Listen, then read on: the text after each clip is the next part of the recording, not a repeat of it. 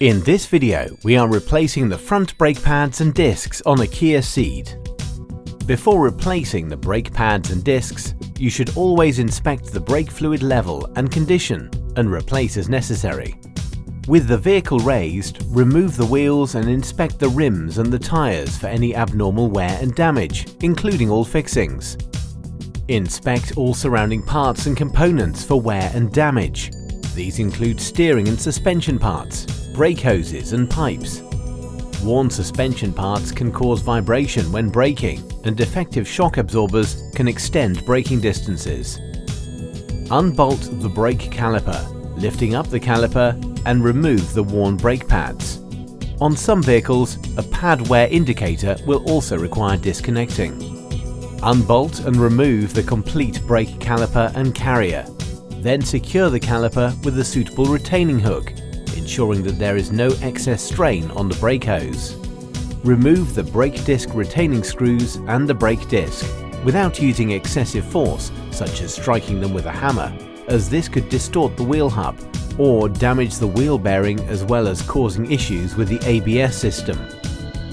Thoroughly clean the wheel hub and ensure all corrosion is removed, as an uneven surface can lead to issues such as brake judder. Clean and inspect the caliper for damage, paying particular attention to the piston protective dust cover and operation of the caliper slider guides, checking for signs of wear and damage. Retract the brake piston, ready for the new brake pads to be installed. With the old parts removed, inspect the old brake discs and pads for wear patterns, as this can give you an indication of underlying faults with adjacent components. Now assemble in reverse order and fit the new brake discs, making sure any oil-based protective coating is cleaned off first before fitting. With a dial gauge, inspect for disc runout to ensure that there is no excessive disc thickness variation. Refit the brake caliper carrier, ensuring all bolts are correctly tightened. Apply ceramic paste to the contact surfaces of the brake pads, being careful not to get any on the friction surfaces. The new brake pads should fit easily into the carriers without the need to apply any force.